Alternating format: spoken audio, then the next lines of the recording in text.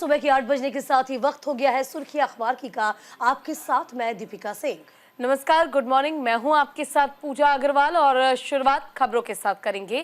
केजरीवाल को supreme court से बड़ी राहत मिल गई है और सशर्त जमानत दे दी गई है। सीएम दफ्तर जाने पर अब रोक रहेगी।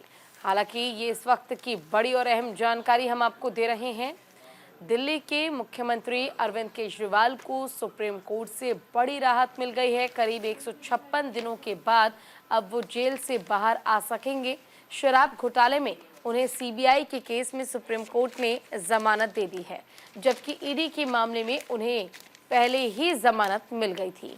आम आदमी पार्टी नेता और केजरीवाल मंत्रिमंडल में पूर्व डिप्टी सीएम रहे मनीष सिसोदिया ने उनकी रिहाई को सत्य की जीत बताया। देखिए, दैनिक जागरण सहित तमाम बड़े जो अखबार हैं उन्होंने फ्रंट पेज पे इस खबर को तरजीह दी है। केजरीवाल को सुप्रीम कोर्ट से सशर्त जमानत दी गई है। मुख्यमंत्री कार्यालय जाने पर रोके। देखिए, जमानत तो दी गई है, लेकिन जमानत के साथ साथ शर्त है। अब वो शर्तें भी आप समझ लीजिए क्या कुछ शर्तें हैं। तो शीर्ष कोर्ट ने व्यक्तिगत स्वतंत्रता के अधिकार को महत्व दिया, लेकिन कड़ी शर्तें भी लगाई गई हैं। जमानत की शर्तें कुछ ऐसी: केस पर टिप्पणी नहीं करेंगे, ट्रायल कोर्ट का सहयोग करेंगे, सीएम दफ्तर नहीं जाएंगे, सरकारी कामकाज से दूर रहने की नसीहत दी गई है।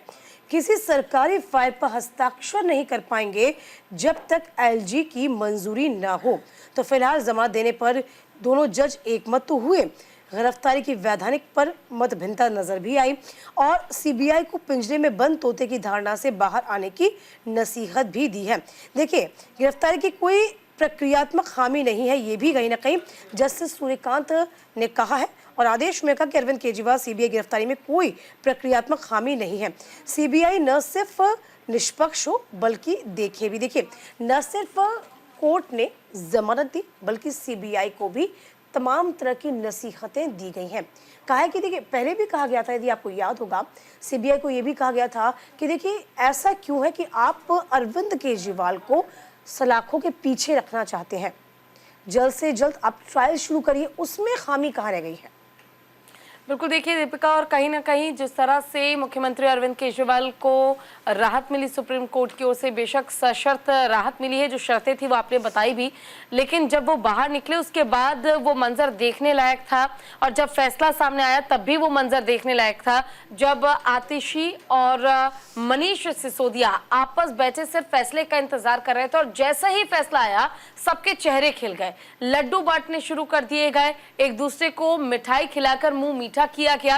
और अरविंद केजरीवाल जब बाहर आए तो कहा जा रहा है कि उन्होंने जो कहा वो सिर्फ उनकी बातें नहीं थी बल्कि एक शेर की दहाड़ थी। उन्होंने कहा, जेल में रहकर मैं कमजोर नहीं हुआ हूं, बल्कि मैं और ताकत के साथ अब वापस लौटा हूं और अपने इस ताकत का पूरा इस्तेमाल करते हुए मैं हर वो संभव प्रयास करूंगा कि देश का विकास कैसे हो। मेरे शरीर का एक एक कतरा, यानी कि मेरे खून का एक एक कतरा इस देश की जनता के नाम है, अरविंद केजरीवाल ने यह भी कहा।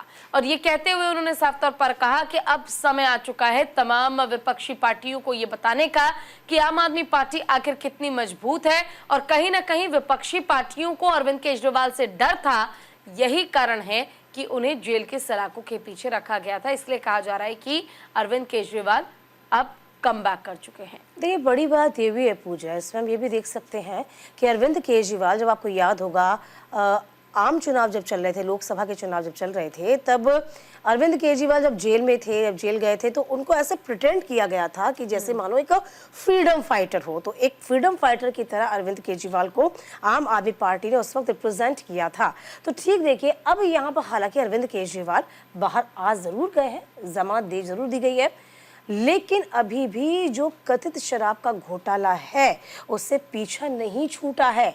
और देखिए, ये दुगनी चुनौती अब हम कह सकते हैं अरविंद केजरीवाल एंड पार्टी के लिए ये हो जाएगी कि आपको अपनी छवि को पाक साफ करना है, दिखाना है। हालांकि ये काम जो है वो आप देख पा रही होंगी मनीष सिसोदिया बखूबी कर रहे हैं, जा रहे हैं, मिल रहे हैं, लगातार कैंपेन करने की कोशिश कर रहे हैं और पदयात्रा तक कर रहे हैं। क्योंकि यहाँ पर डबल जिम्मेदारी है, दोहरी जिम्मेदारी है। क्योंकि अरविंद केजरीवाल वही है जिसमें अन्ना हजारे ने कहा था कि देखिए, आप ही शराब का विरोध करते थे ना, और आज आप कथित शराब के घोटाले में ही फंसे हुए हैं। विधानसभा चुनाव भी नजदीक है। अब जाहिर सी बात है कि कैसे इन चुनौतियों को पार पाया जाएगा। चलिए आगे बढ़ेंगे। केजरीवाल ने कहा सत्य की जीत होगी। बीजेपी ने उनसे मुख्यमंत्री पद से इस्तीफा देने को कहा है। देखिए, द हिंदू सहित तमाम अखबारों ने इस खबर को जगह दी है। दिल्ली के सीएम अरविंद केजरीवाल ने शुक्रवार को कहा कि देखिए सत्य की जीत हुई है और इसी के साथ साथ वह देश को कमजोर करने के लिए काम कर रही राष्ट्र विरोधी ताकतों से लड़ते रहेंगे। जबकि आम आदमी पार्टी के नेता समर्थक उनकी रिहाई का जश्न मनाने के लिए एकत्र हुए थे। तिहाड़ जेल से बाहर आने के बाद एक्स पर अपनी पहली टिप्पणी में आपके राष्ट्रीय संयोजक ने कहा कि साजिश पर सत्य की जीत है। भारतीय जनता पार्टी भाजपा ने केजरीवाल के इस्तीफे की मांग करते हुए सशर्त जमानत पर रिहा किया था और वे आबकारी नीति मामले में आरोपी बने हुए हैं। जबकि कांग्रेस और कई अन्य विपक्षी दलों के केंद्र पर जांच एजेंसियों का दुरुपयोग करने का आरोप भी लगाया गया है। एक प्रेस कॉन्फ्रेंस में भाजपा के राष्ट्रीय प्रवक्ता गौरव भाटिया ने कहा कि सुप्रीम कोर्ट ने पूरी तरह से बेईमान केजरीवाल को सशर्त जमानत दी थी और उन्हें न तो बरी किया गया था और न ही उनके खिलाफ कोई आरोप हटाए गए थे। The truth will win, says Kejriwal. BJP asked him to resign as CM। तो क्या हमेशा से आपने देखा होगा कि अरविंद केजरीवाल जब से सलाखों के पीछे हैं तभी से कहीं ना कहीं बीजेपी का कहना है कि अरविंद केजरीवाल को अपने पद से बड़ा प्यार है। अपने पद से बड़े प्यार होने के चलते वो कहीं ना कहीं अपने पद से इस्तीफा देने के लिए कतई राजी नहीं है। और यही एक बड़ी बात है कि अरविंद केजरीवाल को लेकर हमेशा से बीजेपी घेरती आई है कि आप पद से इस्तीफा दीजिए ना, आपको परेशानी क्या है। तो देखिए एक बार फिर से अरविंद केजरीवाल कुछ और कह रहे हैं और पूजा भी देखिए इस खबर को आप तक पहुंचा रही है। बिल्कुल देखिए, और द हिंदू ने इस खबर को तरजीह दी है जो कि हम दिखा भी रहे हैं। ट्रुथ हैज ट्रम्फेड ओवर कॉन्स्पिरेसी, यानी आप बातें कितनी भी बना लीजिए, आप किसी को बदनाम करने की कितनी भी कोशिश कर लीजिए, लेकिन आखिर में जीत तो सिर्फ सत्य की होगी, आखिर में जीत सिर्फ सच्चाई की होगी। और इसी बात को दोहरा के बार बार आम आदमी पार्टी का हर एक नेता और व्यक्ति अरविंद केजरीवाल की रिहाई का और उन्हें जमानत मिल जाने का स्वागत कर रही है। देखिए, दिल्ली के मुख्यमंत्री अरविंद केजरीवाल और आम आदमी पार्टी के प्रमुख अरविंद केजरीवाल जो हैं वो अब बाहर आ चुके हैं। शुक्रवार को उन्हें सुप्रीम कोर्ट से राहत मिली और उन्होंने कहा कि anti national forces working to weaken the nation, यानी कि उन्होंने सीधे तौर पर आरोप लगाया कि कई ऐसी पार्टियां हैं, कई ऐसे लोग हैं, राजनेता हैं जो देश को कमजोर करने की कोशिश कर रहे हैं, लेकिन वो ऐसा होने नहीं देंगे। देखिए अब जो जमानत हुई है ना उस पर कुल मिलाकर देखा जाए कल बहुत सियासत देखने को मिली। और इसी बीच आपको बता दें, जिसमें अमर उजाला ने भी इस खबर को छापा है, जमानत पर सियासत गरमाई, भाजपा की जीत नहीं पाती इसलिए इंश्योरेंस अरेस्ट किया गया है, ये सिसोदिया का कहना है। तो पूर्व उप मुख्यमंत्री मनीष सिसोदिया ने आरोप लगाया कि केजरीवाल को किसी गलत काम या भ्रष्टाचार के गिरफ्तार नहीं किया गया। भाजपा चुनाव में जीत नहीं पाती है तो आपको नहीं तोड़ पाती, इस वजह से इंश्योरेंस अरेस्ट किया गया, इससे पार्टी टूट जाए, सरकार गिर जाए। ये भी आरोप लगाया कि भाजपा अपनी पूरी ताकत के साथ उन्हें तोड़ने की कोशिश कर रही है, लेकिन वे टूटे नहीं है, झुके नहीं है, सच्चाई के साथ लगे हुए हैं। अच्छा, इस बीच हमने ये भी देखा था कि जब से गिरफ्तारी हुई है तभी से कहीं ना कहीं बीजेपी जो है वो यही कह रही है कि भाई आप ये बताइए कि एक प्रदेश का मुख्यमंत्री सलाखों के पीछे है और कई ऐसे काम हैं जो कि अटके हुए हैं, तो आप उन कामों को दुरुस्त कैसे करेंगे। अब आप फाइलों पे आप साइन नहीं कर सकते, सिग्नेचर नहीं कर सकते, किसी भी नीति को आगे नहीं बढ़ा सकते, किसी भी योजना को आप जो जनहित की योजना है वो सामने नहीं ला सकते, तो भाई आपको कहीं ना कहीं इस्तीफा दे देना चाहिए। लेकिन आम आदमी पार्टी ने इस्तीफा नहीं दिया और अब चूंकि जमानत मिल गई है इसलिए अरविंद केजरीवाल ये भी कह रहे हैं कि मुझे तो फंसाया जा रहा है। बिल्कुल देखिए, और कह भी सकते हैं दीपिका कि कोई ना कोई ऐसी बात जरूर है आम आदमी पार्टी के पास, या फिर कह सकते हैं कॉन्फिडेंस ऐसा है कि इतनी मुश्किलों के बावजूद जो एक मांग शुरुआत से ही की जा रही थी कि अरविंद केजरीवाल सीएम पद से इस्तीफा दे दें, उन्होंने अपने सीएम पद से इस्तीफा नहीं दिया। वो जेल में रहे, परेशानियां झेली, चाहे वो स्वास्थ्य संबंधित हो, चुनाव के दौरान प्रचार ना कर पाना हो, पार्टी को डिफीट मिलना हो, हर एक परेशानी झेलते रहे। लेकिन आम आदमी पार्टी के मुखिया और दिल्ली के सीएम अरविंद केजरीवाल ने सीएम पद से इस्तीफा नहीं दिया और आखिरकार आज परिणाम आपके सामने। और देखिए, इसको लेकर कोर्ट भी कहीं ना कहीं दबाव नहीं बना सकता, क्योंकि अरविंद केजरीवाल आम आदमी पार्टी के चुने हुए कह सकते हैं सीएम है, इसीलिए उन पे दबाव नहीं बनाया जा सकता था। चलिए पूजा, आगे बढ़ेंगे। बिल्कुल, देखिए किश्तवाड़ से खबर आपको बता दें, जहां आतंकियों से मुठभेड़ में 2 जवान शहीद हो गए हैं और अमर उजाला में इस खबर को तरजीह दी गई है। किश्तवाड़ जिले के छात्रों के जंगलों में शुक्रवार की शाम यानी कि कल आतंकियों और सुरक्षा बलों के बीच जबरदस्त मुठभेड़ हो गई और इस मुठभेड़ में सेना के 2 जवान शहीद हो गए और 2 जवान घायल हो गए हैं। सूत्रों के मुताबिक सुरक्षा बलों को ये आतंकियों की मौजूदगी की सूचना मिली थी। जंगलों में सर्च ऑपरेशन के दौरान घात लगाकर बैठे हुए थे आतंकी, जिन्हें धुआंधार फायरिंग शुरू कर दी। देखिए, इस वक्त चूंकि विधानसभा चुनाव होने वाले हैं और लगातार हम ये देख पा रहे हैं कि जो आतंकवादियों की घटनाएं बढ़ रही हैं, लेकिन हमारे सेना के जो जवान हैं मुंह तोड़ जवाब भी दे रहे हैं इन आतंकवादी घटनाओं को लेकर। तो किश्तवाड़ में आतंकवादियों से मुठभेड़ में 2 जवान हमारे शहीद हुए। नायब सूबेदार विपिन व सिपाही अरविंद, ये हमारे 2 होनहार जवान जो भी शहीद हुए हैं। तो फिलहाल देखिए, 2 दिन पहले 2 आतंकी भी ढेर कर दिए गए थे। उधमपुर में वसंतगढ़ में सुरक्षा बलों ने बुधवार को 2 पाकिस्तानी आतंकियों को मार गिराया था। उनके पास से भारी मात्रा में गोला बारूद बरामद हुए थे। तो फिलहाल देखिए, आपको बता दें कि आज प्रधानमंत्री नरेंद्र मोदी विधानसभा चुनाव में पहली चुनावी रैली को आज डोडा में संबोधित भी करने जा रहे हैं और पीएम यहां से किश्तवाड़ समेत 8 सीटों के लिए प्रचार भी करेंगे। हालांकि देखिए, फिर आपसे बता रहे हैं कि किस तरीके से किश्तवाड़ से 45 किलोमीटर दूर छात्र इलाके में आतंकियों के साथ मुठभेड़ में सेना के 2 जवान शहीद हुए। हालांकि इनको लगातार डिफीट देने की कोशिश सेना कर रही है। बिल्कुल, देखिए, और कहीं ना कहीं इस खबर के बाद दीपिका, हम ये 2 चीजें जरूर समझ पाते हैं कि पहली चीज, घाटी में यानी जम्मू कश्मीर में चुनाव होना और दूसरी बात ये प्रधानमंत्री नरेंद्र मोदी का श्रीनगर डोडा पहुंचना जनसभा के लिए, ये चीजें शायद अब इन आतंकियों को पच नहीं रही है और इसी का ये परिणाम है कि लगातार आतंकी घटनाओं को अंजाम दिया जा रहा है। क्योंकि पहले ही भारतीय जनता पार्टी ने ये कहा था कि हम आतंकवाद को खत्म करेंगे, लेकिन अब तक आतंकवाद समाप्त नहीं हो पाया, खत्म नहीं हो पाया है। हालांकि इस पूरे घटनाक्रम को अलग एंगल से भी जोड़कर देखा जा रहा है और कहा जा रहा है कि विपक्ष की ये साजिश है, विपक्ष ने ही आतंकियों को सहारा दिया है ताकि वो इस तरह की घटनाओं को क्षेत्र में अंजाम दे सके।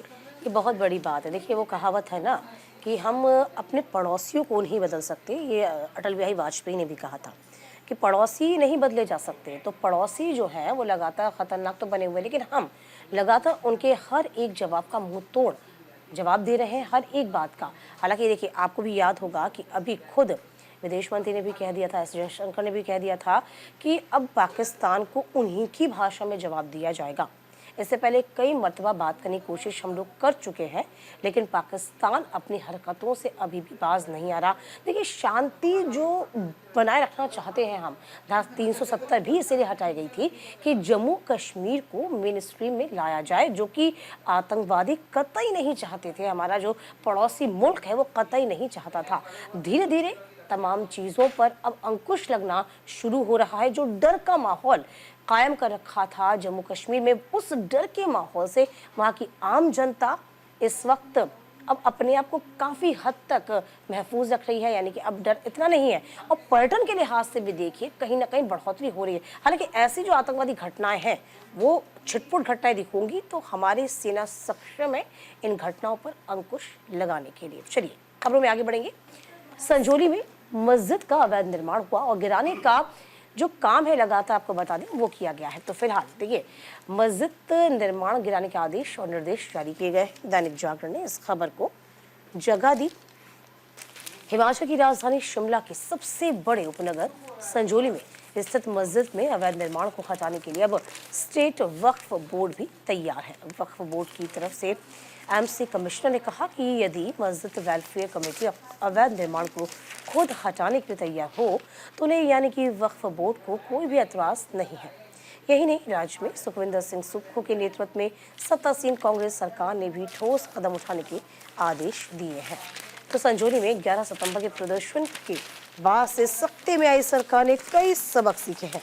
सुखविंदर सिंह सरकार ने पहले करते हुए सर्वदलीय मीटिंग बुलाई। स्थानीय विधायक हरीश जनार्था भी सक्रिय हुए। मामले के विभिन्न बिंदुओं को एड्रेस करने के लिए मुस्लिम समुदाय के प्रतिनिधियों से चर्चा की गई है। बिल्कुल, देखिए, मस्जिद का अवैध निर्माण गिराने का आदेश दे दिया गया है और ये आदेश जारी करते ही जो प्रदर्शन जो है किया जा रहा था, कहीं ना कहीं उस पर ब्रेक जरूर लग सकता है। देखिए, पूरी खबर क्या है वो हम आपको अच्छे से बता दें। सबसे पहली चीज ये है कि मुस्लिम वेलफेयर सोसाइटी मंडी में 30 दिन में पुरानी स्थिति करेंगे बहाल। हिमाचल प्रदेश में शिमला के संजौली के बाद मंडी में भी नगर निगम आयुक्त न्यायालय ने शुक्रवार को 30 दिन में मस्जिद के अवैध निर्माण को गिराने का फैसला सुनाया है। नगर निगम आयुक्त एच.एस. राणा ने आदेश दिया है कि मुस्लिम पक्ष को विवादित स्थान से अवैध निर्माण हटाकर उसे पहले वाले स्वरूप में लाना ही होगा। मंडी स्थित जेल रोड पर 3 मंजिला मस्जिद है। यहाँ नगर निगम की अनुमति के बिना मस्जिद की 2 नई मंजिलें बना दी गई और इससे पहले मस्जिद के अवैध निर्माण को लेकर शुक्रवार को हिंदू संगठनों ने मंडी में उग्र प्रदर्शन किया और हनुमान चालीसा का पाठ किया था। हिंदू पक्ष का ये कहना था कि भाई मस्जिद का अवैध तरीके से निर्माण किया गया है, इसे तुरंत ध्वस्त किया जाना चाहिए। काफी लंबे समय से हिंदू पक्ष इसकी मांग कर रहा था। काफी लंबे समय से कई बार मस्जिद कमेटी को नोटिस भी भेजा गया नगर निगम की ओर से, लेकिन उस नोटिस को भी नहीं माना गया और नजरअंदाज करते हुए जो निर्माण कार्य मस्जिद का वो आगे बढ़ता रहा। इतना ही नहीं, प्रदर्शनकारियों पर पुलिस ने पानी की बौछार की और गुरुवार को ही शिमला के संजौली में भी हिंदू संगठनों ने मुखर विरोध के बाद वक्फ बोर्ड के पीछे हटते हुए खुद मस्जिद का अवैध निर्माण गिराने की मांग की है और अनुमति नगर निगम से मांगी है। इस मामले में अगली सुनवाई नगर निगम आयुक्त न्यायालय में 5 अक्टूबर को अब होगी। देखिए, आपको याद ही होगा 200 मीटर पीछे जो सकौड़ी चौक है उस पर बैरिकेड्स लगाए गए थे। प्रदर्शन जमकर किया गया था। यदि हम आज का जिक्र करते हैं, आज की बात करते हैं, तो आज इस पूरे मामले में क्या कुछ अपडेट है जरा ये भी बता दें। सुन्नी में प्रदर्शन आज होगा। प्रदेश में 2 घंटे बंद रहेंगी दुकानें। तो बाहरी राज्यों से आने वाले प्रवासियों के दस्तावेजों की जाँच की मांग ने जोर भी पकड़ा है। देखिए, अब चूंकि ये मामला उठा है तो दूर तलक जाएगा, इससे कोई इनकार नहीं कर सकता। तो संजौली स्थित मस्जिद में अवैध निर्माण हटाने, प्रवासियों की जांच की मांग को लेकर शिमला ग्रामीण विधानसभा के सुन्नी में शनिवार को हिंदू संगठनों के प्रदर्शन किया जाएगा। हालांकि इसके प्रशासन से कोई अनुमति नहीं दी गई है। बावजूद इसके पुलिस ने एहतियात के तौर पर अतिरिक्त फोर्स यहां पर तैनात कर दी है और स्थानीय लोगों के मुताबिक पिछले सालों में क्षेत्र में विशेष समुदायों प्रवासियों की संख्या बढ़ी हुई है और यहाँ मस्जिद भी बन गई थी। किसी को पता ही नहीं कि मस्जिद किसकी जमीन पर बनी हुई है और अवैध भी है या वैध है, इसके बारे में प्रशासन को कोई जानकारी नहीं है। इधर यदि हम हिंदू जागरण की बात करते हैं, हिंदू जागरण मंच के पूर्व पदाधिकारी कमल गौतम ने संजौली में हिंदू समाज के ऊपर हुए बर्बर लाठीचार्ज के विरोध में प्रदेश बंद का आह्वान किया है। तो 200 मीटर दूरी पर तमाम जो प्रदर्शनकारियों ने जमकर हंगामा किया गया था। हालांकि जिस मस्जिद का जिक्र लगातार किया जा रहा है वो यही था कि जो आपने मस्जिद निर्माण करवाया है उसकी कोई परमिशन नहीं दी गई है और जिस तरीके से आपने एक के बाद एक मंजिल कान दी है तो आपने नक्शा पास कराया कहाँ है, जरा ये बताइए। अब देखिए, दूसरी बात जो है, मस्जिद का विवाद तो है ही, यहाँ पर अब कह सकते हैं कि साफ तौर पर अप्रवासी यानी कि विशेष समुदाय प्रवासी यहाँ पर आकर कैसे बस गए, अब इसकी भी चुनौती बन गई है। चलिए आगे बढ़ते हैं पूजा। बिल्कुल, और राष्ट्रीय सुरक्षा की उभरती चुनौतियों से निपटने का रोड मैप होगा तैयार, अमित शाह ने कहा है। दैनिक जागरण में इस खबर को तरजीह दी गई है। राष्ट्रीय सुरक्षा की उभरती चुनौतियों से निपटने का रोड मैप तैयार किया जाएगा, ये बड़ी बात है। अमित शाह ने इस खबर को और इस बात को बहुत प्रमुखता से कहा है। बिल्कुल, देखिए, गृह और सहकारिता मंत्री अमित शाह ने राष्ट्रीय सुरक्षा की उभरती चुनौतियों से निपटने के लिए रोड मैप तैयार करने के लिए नेशनल सिक्योरिटी स्ट्रेटेजी कॉन्फ्रेंस का उद्घाटन किया। सम्मेलन में सुरक्षा एजेंसियों से जुड़े वरिष्ठ अधिकारियों के साथ साथ सुरक्षा से जुड़े अत्याधुनिक तकनीक, कटिंग एज टेक्नोलॉजी पर काम करने वाले युवा पुलिस अधिकारी और विभिन्न क्षेत्रों से जुड़े विशेषज्ञ हिस्सा ले रहे हैं।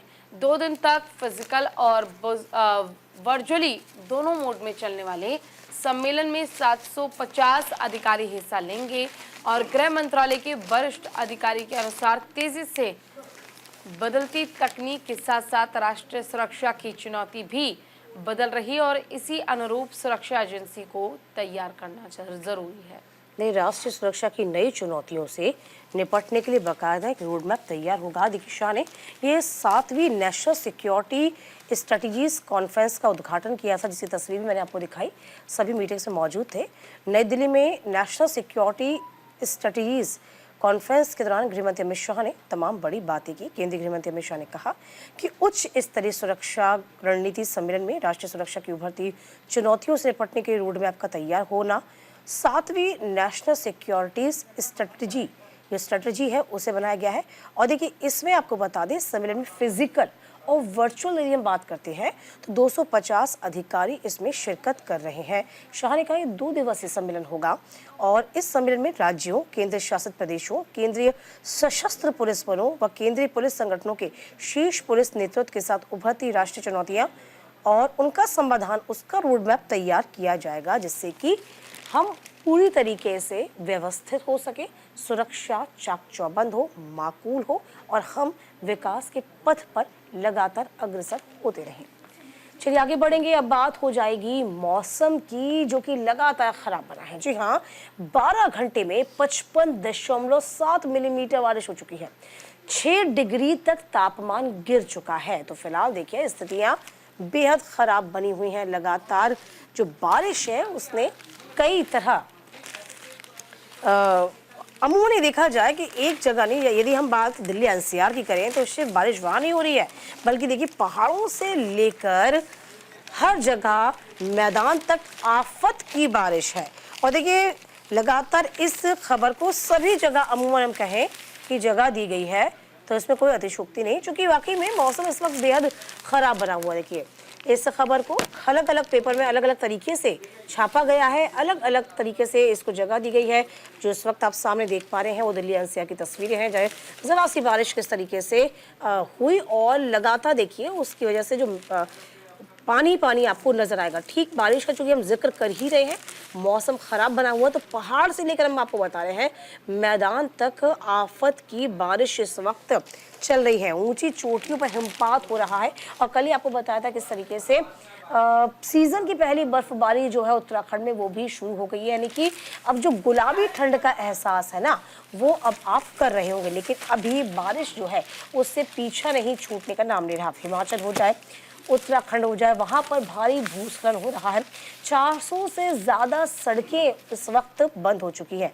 फिलहाल देखिए जो जानकारी मिल रही है वो ये भी है कि दिल्ली एयरपोर्ट पर जो उड़ानें हैं वो भी प्रभावित हो गई हैं। तो राष्ट्रीय राजधानी में मूसलाधार बारिश के चलते एयरपोर्ट पे कई उड़ानें प्रभावित हुई। भारी बारिश के बीच एक उड़ान को डाइवर्ट करना पड़ा। बागडोगरा से दिल्ली की उड़ान को लखनऊ भेजना पड़ा। इंडिगो स्पाइस जेट से पहले सोशल मीडिया पोस्ट में उड़ानों के प्रभावित होने की जानकारी दे दी गई थी और यात्रियों से उड़ानों के बारे में जानकारी लेने के बाद घर से जाने की सलाह दी गई है। देखिए फिलहाल देखिए आपको बता दें जो मौसम है बेहद खराब बना हुआ है।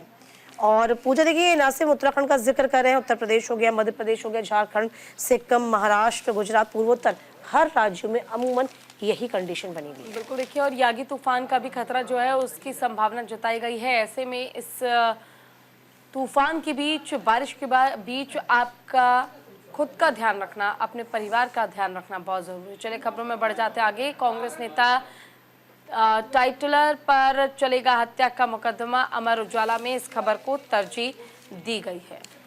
तो दिल्ली की एक अदालत ने आपको बता दें कि शुक्रवार को 1984 के सिख विरोधी दंगों में जो टाइटलर है, कांग्रेस के नेता रहे, जगदीश टाइटलर के खिलाफ हत्या और अन्य आरोप है उसको तय कर दिया है। तो अदालत के पूछे पर टाइटलर ने स्वयं को उस वक्त बेकसूर बताते हुए मुकदमे का सामना करने का तर्क रखा था। आखिर अदालत ने अभियोजन पक्ष को आरोपियों के खिलाफ मुकदमा शुरू करने का निर्देश दिया। विशेष न्यायाधीश राकेश सियाल के समक्ष कांग्रेस नेता जगदीश टाइटलर पेश हुए। अदालत ने उनसे पूछा कि आपके खिलाफ 143, 153A, 188, 149, 380 और 436 के तहत 302 और 109 के तहत हत्या, दंगा, हत्या के लिए उकसाने का और तमाम आरोप लगे हुए हैं। बिल्कुल देखिए, कांग्रेस नेता टाइटलर के खिलाफ चलेगा हत्या का मुकदमा। 1984 दंगे को लेकर भीड़ को उकसाने, घरों में जबरदस्त घुसने और चोरी के भी आरोप तय किए जाएंगे। कांग्रेस नेता जगदीश टाइटलर के खिलाफ दिल्ली की एक अदालत में 1984 के सिख विरोधी दंगा मामले में हत्या और अन्य अपराध में आरोप तय कर दिया गया है। उनके खिलाफ अलग अलग गुटों को भड़काने, घरों में जबरन घुसने और चोरी के भी आरोप लगे हैं। अदालत के पूछने पर 80 साल के टाइटलर ने खुद को बेकसूर बताते हुए मुकदमे का सामना करने की बात कही और साथ ही अगली सुनवाई 3 अक्टूबर को होगी। विशेष जज राकेश सियाल ने कोर्ट के समक्ष पेश टाइटलर से पूछा, आपके खिलाफ आईपीसी की धाराओं के तहत हत्या, दंगा और हत्या के लिए उकसाने के आरोप लगे हैं, मुकदमे दर्ज किए गए हैं। और देखिए, खबरों में आगे बढ़ेंगे, लेकिन फिलहाल वक्त छोटे से ब्रेक का है, जल्द लौटेंगे। Welcome back. बढ़ेंगे खबरों में आगे। डॉक्टरों ने राष्ट्रपति और प्रधानमंत्री से कोलकाता मामले में हस्तक्षेप करने का आग्रह किया है। द हिंदू ने इस खबर को जगह दी। पश्चिम बंगाल की मुख्यमंत्री ममता बनर्जी और प्रदर्शनकारी रेजिडेंट डॉक्टर्स के बीच बातचीत विफल होने के एक दिन के बाद डॉक्टर्स द्वारा चर्चा का सीधा प्रसारण करने के आग्रह के कारण राज्य सरकार ने शुक्रवार को स्वास्थ्य सेवाओं में व्यवधान के कारण मरने वालों के परिवारों के लिए वित्तीय राहत की घोषणा कर दी है। कोलकाता के आरजीकर मेडिकल कॉलेज अस्पताल में एक महिला डॉक्टर के साथ बलात्कार हत्या के विरोध में डॉक्टर हड़ताल पर है। बनर्जी ने कहा कि जूनियर डॉक्टर्स द्वारा लंबे वक्त से काम बंद कर रखने के कारण स्वास्थ्य सेवाओं में व्यवधान के कारण 29 कीमती जानें चली गईं। उन्होंने सोशल मीडिया पर लिखा कि शोक संतप्त परिवारों की मदद के लिए राज्य सरकार प्रत्येक मृतक के परिवार के सदस्यों को 2 लाख रुपए की सांकेतिक वित्तीय राहत की घोषणा करेगी। प्रदर्शनकारी रेजिडेंट डॉक्टर्स ने राज्य सरकार के इस दावे को खारिज कर दिया है। उनकी हड़ताल के कारण मरीज मर रहे हैं। तो देखिए, अब जो लड़ाई है सीधे सीधे हम बता दें आपको किस तरीके से साफ तौर पर सामने आ गई है। मरीज बनाम कह सकते हैं डॉक्टर्स बनाम सरकार के। और अब यहाँ पर हड़ताल में मरने वाले जो माफ़ कीजिएगा जो मरीज मरे हैं उन्हीं को लेकर अब कहा गया है कि आखिरकार कब बीच का रास्ता निकल के सामने आ पाएगा। तो फिलहाल देखिए पूजा कि किस तरीके से पूरा मामला लगातार सुर्खियों में बना हुआ था और इसी को लेकर तमाम तरह के सवाल खड़े होना शुरू हो गए। तो पश्चिम बंगाल की मुख्यमंत्री ममता बनर्जी और प्रदर्शनकारियों के बीच जो गहमा गहमी है ना, वो अभी तक शांत नहीं हो पाई है। क्योंकि लगातार आपको बता दें कि रेजिडेंट डॉक्टर्स और सरकार, राज्य सरकार के बीच जो बातचीत चल रही है वो कई पैमाने पर फेल साबित हो रही है। और फेल होने के बाद में, विफल होने के बाद में एक दिन के बाद डॉक्टर्स के द्वारा चर्चा का सीधा प्रसारण करने के आग्रह के कारण राज्य सरकार ने फ्राइडे को जो स्वास्थ्य सेवाएं हैं उसमें व्यवधान में मरने वालों के परिवारों के लिए वित्तीय राहत की घोषणा की बात कही कि लेकिन क्या ये इन तमाम चीजों से हल निकल पाएगा? देखिए, सुप्रीम कोर्ट ने भी साफ तौर पे कह दिया था कि सीबीआई अपना काम कर रहा है, आरोपी को पकड़ने की कोशिशें जारी है। एक आरोपी इस वक्त घर भी चुके हैं और आगे इस पूरे मामले में लगातार कार्रवाई चल रही है। लेकिन डॉक्टर्स को भी अपना कर्तव्य नहीं भूलना चाहिए। बहुत लंबा वक्त हो गया है। यदि आपके द्वारा स्वास्थ्य सेवाएं प्रभावित हो रही हैं, क्योंकि उन मरीजों की इसमें कोई गलती नहीं है जिन्होंने अपनी जान गंवाई है या फिर जाने गंवा रहे हैं, तो जल्द से जल्द तमाम डॉक्टर्स को भी संज्ञान लेना चाहिए, अपने कर्तव्य को समझना चाहिए और वापस काम पे लौटना चाहिए। बिल्कुल देखिए, और कहीं ना कहीं जिस तरह से आरजीकर मेडिकल कॉलेज में जो हादसा हुआ ट्रेनिंग डॉक्टर के साथ 9 तारीख आपको ज़रूर याद होगी, जिस दिन इस हादसे को अंजाम दिया गया था। पहले रेप करने के बाद हत्या की घटना को अंजाम दिया गया। लड़की को, ट्रेनिंग डॉक्टर को मौत के घाट उतार दिया गया। अब इस मामले में लगातार सियासत की जा रही है। सत्ता पक्ष हो या विपक्ष एक दूसरे को कानून व्यवस्था को लेकर सवाल खड़े कर रहे हैं, एक दूसरे को घेरने की हर संभव कोशिश कर रहे हैं। चलिए पूजा, खबरों में आगे बढ़ जाते हैं। जी बिल्कुल, देखिए गलवान में 4 जगहों पर पीछे हटी चीन भारत की सेनाएं, और अमर उजाला में इस खबर को तरजीह दी गई है। देखिए, चीन के विदेश मंत्रालय ने शुक्रवार को 13 सितंबर को कहा कि पूर्वी लद्दाख में गलवान घाटी समेत 4 स्थानों पर सैनिकों की वापसी हुई है। चीनी विदेश मंत्रालय ने यह भी कहा कि भारत और चीन रूस में अपनी बैठक में दौरान द्विपक्षीय संबंधों में सुधार के लिए स्थितियां लगातार बनी हुई है। देखिए, एक बार फिर से जो चीन के साथ स्थितियां हैं, और अब आप देखिए, अब आप समझिए, इस खबर को देखेंगे तो समझ पाएंगे कि जो चीन अपनी विस्तारवादी नीति है ना, उससे बाज नहीं आ पा रहा है। और इस खबर को यहाँ तरजीह दी गई है। अमर उजाला ने इस खबर को छापा है। तो गलवान समेत 4 जगहों पर पीछे हटे चीन के विदेश मंत्रालय ने कहा कि सीमा पर हालात स्थिर हैं। अब समझिए जरा आप, चीन विदेश मंत्रालय ने शुक्रवार को कहा कि पूर्वी लद्दाख में 4 स्थानों से भारत व चीन के सैनिकों की वापसी हुई है।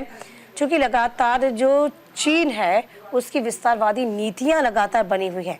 लेकिन अब जरा आप देखिए, चीन का पीछे हटना ये कहीं ना कहीं यूं कह सकते हैं कि लगातार जो दौरे हो रहे हैं तमाम राष्ट्रों के, और उन राष्ट्रों के दौरों को लेकर ये कहा जा रहा है, और चीन की जो विस्तारवादी नीतियां हैं उसकी चहु ओर निंदा हो रही है, और ये एक बड़ी वजह भी है। हालांकि ये हमारी प्लस पॉइंट है कि हम अपने पड़ोसी देशों के साथ संबंधों को हमेशा अच्छा रखना चाहते हैं, और चीन ने चूंकि ये काम पहले से ही किया था, भारत ने सिर्फ इसका जवाब दिया था। अब यहाँ पर जो चीन के विदेश मंत्रालय है उसने कहा है कि भारतीय सुरक्षा सलाहकार अजीत डोभाल व चीन के विदेश मंत्री वांग चीन के बीच बृहस्पतिवार को बैठक के संदर्भ में चीन के विदेश मंत्रालय ने जानकारी साझा की। चीनी विदेश मंत्रालय के प्रवक्ता माओ निंग ने कहा कि रूस में बैठक के दौरान दो पक्षों ने द्विपक्षीय संबंधों में सुधार के लिए माहौल तैयार करने व पूर्वी लद्दाख सैनिक गतिरोध को खत्म करने के लिए काम किया है। बिल्कुल, देखिए जिस तरह से काम किया जा रहा है, चाहे वो चीन को लेकर सवाल खड़े किए गए हों, और आपको याद भी होगा, देखिए किस तरह चीन को लेकर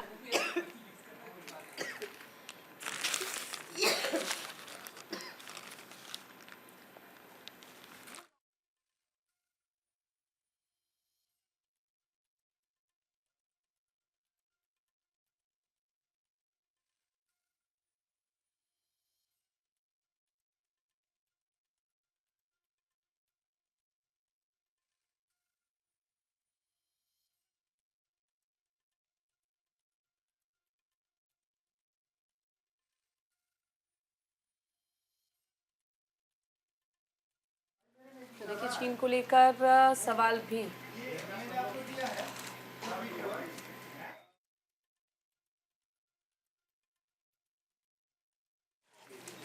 देखिए गलवान समेत 4 जगह पीछे हटी चीन भारत की सेनाएं।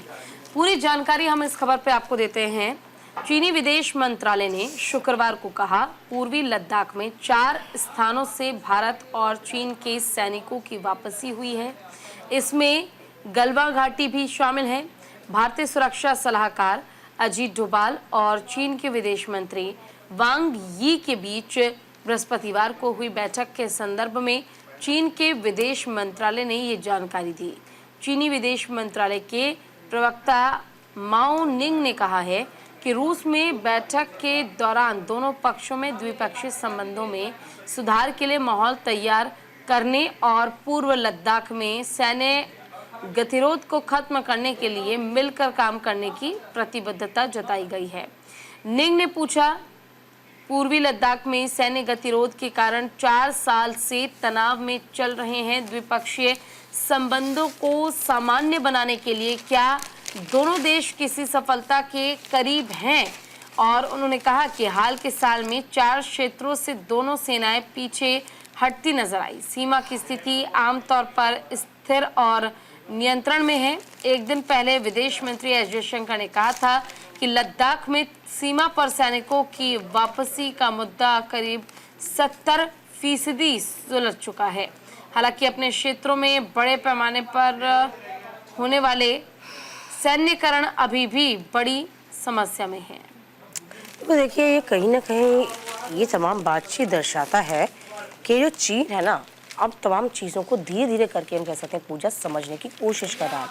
क्योंकि उसको लग रहा है एशिया के तमाम जो राष्ट्र हैं कहीं ना कहीं उसके विरोध में न आ जाएं। जिस तरीके से भी रूस का यूक्रेन का दौरा भी किया गया था पूजा, और मुलाकात भी की गई थी, उसी को लेकर कहीं ना कहीं अब ये सवाल खड़ा हो रहा है। और ये अच्छे संकेत अपने आप में हमें भी मिल रहे हैं और चीन को भी सबक मिलना बहुत लाजमी भी है, जो अब समझ में भी चीन को धीरे धीरे बातें आ रही हैं। चलिए आगे बढ़ जाते हैं। अस्तित्व की लड़ाई में पीडीपी कश्मीर में 4 कोणीय मुकाबले की ओर देख रही है। हिंदुस्तान टाइम्स की पेज पर इसे जगह दिया गया है। तो फिलहाल देखिए, आपको बता दें कि 2014 में Peoples Democratic Party Jammu Kashmir में विधानसभा चुनावों में सबसे बड़ी पार्टी बनकर उभरी थी और भारतीय जनता पार्टी भाजपा के साथ गठबंधन करके सरकार बनाने में सफल भी रही। एक दशक के बाद, यानी कि 10 साल के बाद, पूर्व मुख्यमंत्री महबूबा मुफ्ती की पार्टी दक्षिणी कश्मीर के अपने गढ़ में अपने अस्तित्व की लड़ाई अब लड़ रही है। पार्टी को 2024 की लोकसभा चुनावों में हार का सामना करना पड़ा था। ये पीडीपी के लिए अब चिंता की बात है, जिसमें से उसे 0 सीटें और सिर्फ 8.45% वोट में थी। घाटी में इसका मुख्य प्रतिद्वंदी नेशनल कॉन्फ्रेंस यानी कि एनसी ने घाटी में 3 में से 2 सीटों पर काबिज हुई थी। 22 से बता दें आपको कि जो वोट प्रतिशत रहा था 22.2% रहा था। इसकी मुख्य नेता महबूबा मुफ्ती अनंतनाग राजौरी में 1,81,000 वोटों से हारी थी। और अब एक दशक में इस क्षेत्र में पहली बार हो रहे विधानसभा चुनावों में पार्टी को अपने पारंपरिक प्रतिद्वंदियों एनसी, कांग्रेस, भारतीय जनता पार्टी और जमात इस्लामी कश्मीरी जैसे अन्य संस्थाओं के द्वारा समर्थित कुछ निर्दलीयों और छोटी पार्टियों के साथ 4 कोनों वाले मुकाबले में अस्तित्व की लड़ाई लड़ना पड़ेगी। बिल्कुल देखिए, in survival battle PDP looks at 4 cornered contest in Kashmir.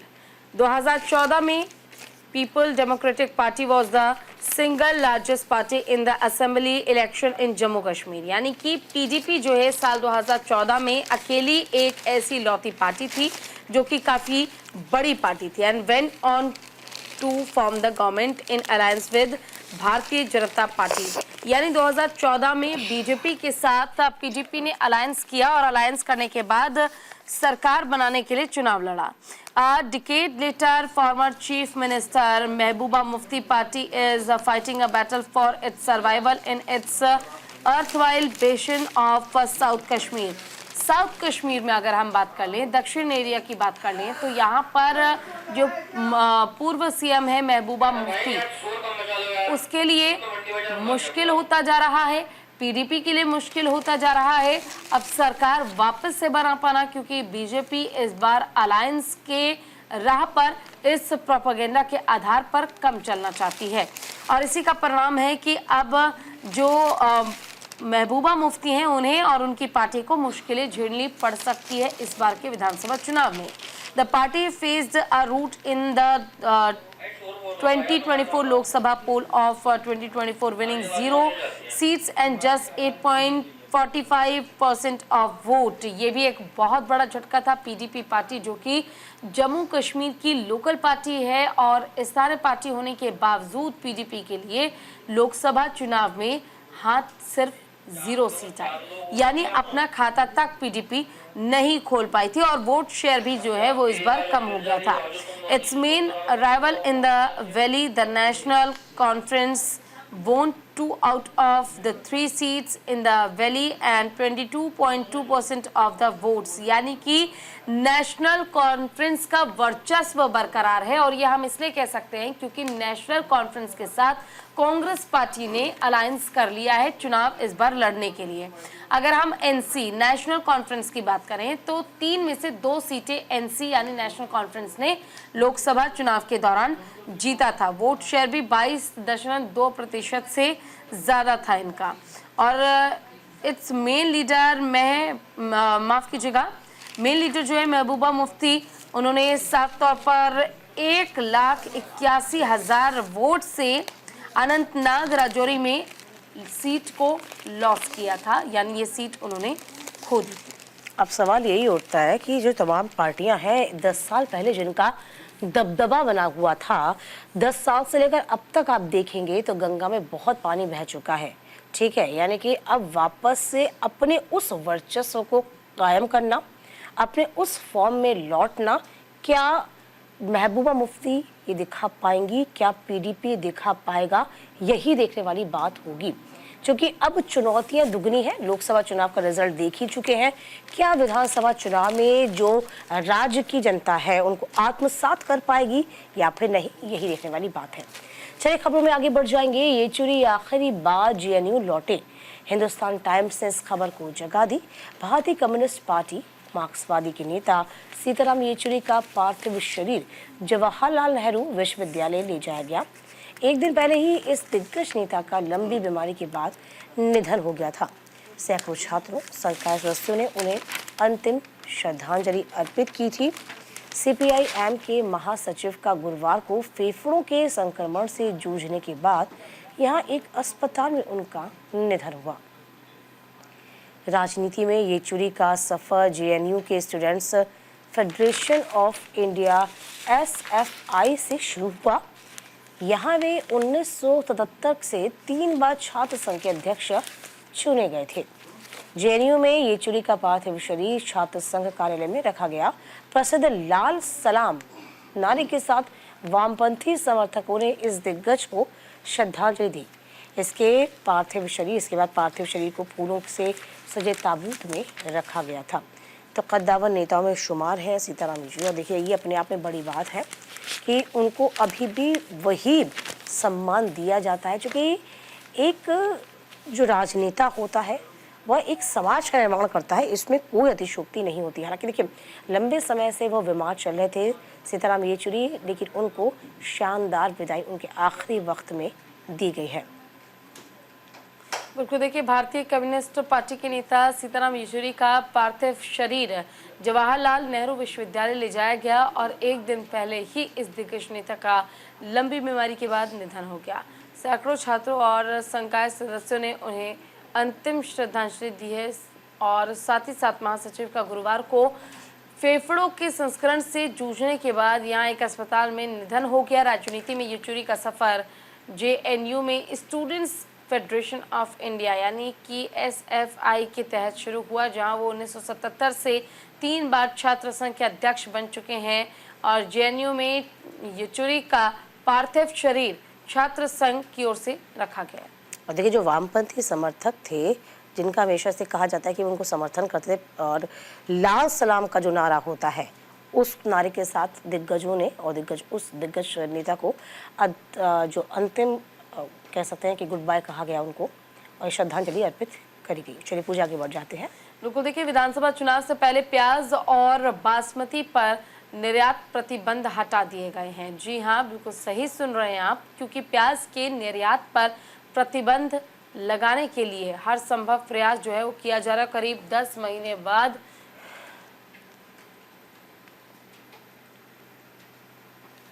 केंद्र सरकार ने शुक्रवार को $550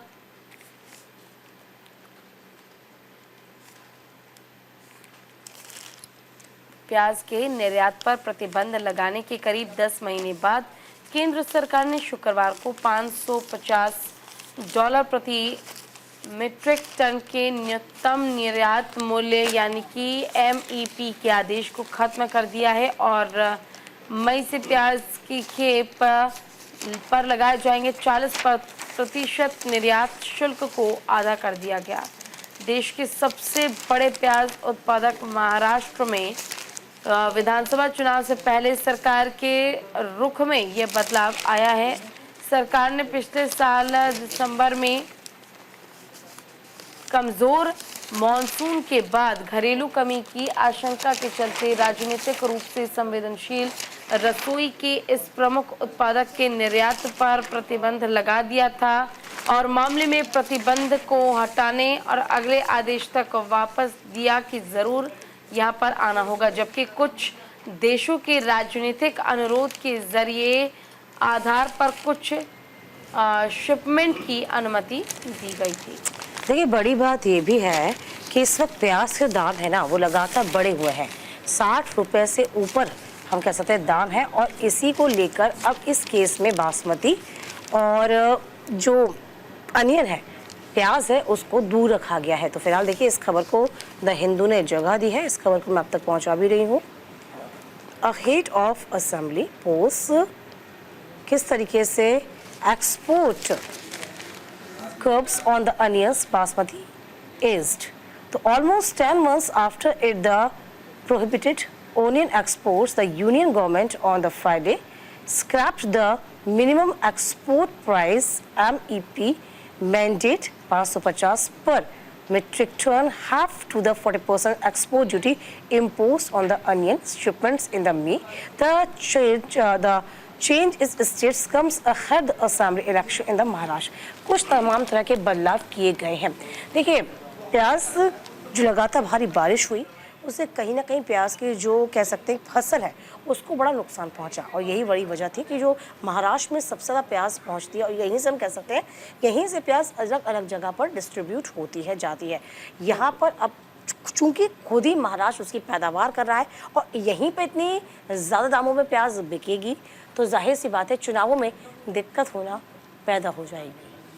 बिल्कुल देखिए, और जिस तरह से कई सवाल खड़े किए जा रहे हैं, इसके बाद देखना ये होगा कि आखिर जो महंगाई को लेकर सवाल था और महंगाई को लेकर वादा जो सरकार की ओर से किया गया था कि हम महंगाई कम करेंगे, इस बीच लगातार चाहे वो बासमती राइस हो या फिर अनियन ही क्यों ना हो, प्याज क्यों ना हो, उनके निर्यात में दाम जो बढ़े हैं 40% का जो बढ़ोतरी की गई है, इसको लेकर लोग क्या रुख दिखाएंगे, ये भी एक बहुत बड़ा सवाल रहेगा। चले खबरों में बढ़ जाते हैं आगे। फेडरल रिजर्व की ओर से ब्याज दरों में कटौती की उम्मीद से कीमतों में तेजी। सोना 2 महीने के शीर्ष पर 1200 रुपये महंगा हुआ है। नहीं, अमर उजाला ने इस खबर को जगह दी है। आपको बता दें कि अमेरिकी आंकड़ों से अर्थव्यवस्था में मंदी के संकेत मिलने के बाद अगले सप्ताह फेडरल रिजर्व द्वारा ब्याज दर में कटौती की बढ़ती उम्मीदों के कारण गुरुवार को सोने की कीमत 1% से अधिक बढ़कर सर्वकालिक उच्च स्तर पर पहुंची है। सुबह 9:46 पे आपको बता दें कि जो सोना रहा वो लगभग 1.6% बढ़ा है, और इसी के साथ अमेरिकी सोने में वायदा रहा वो 1.4% बढ़ाकर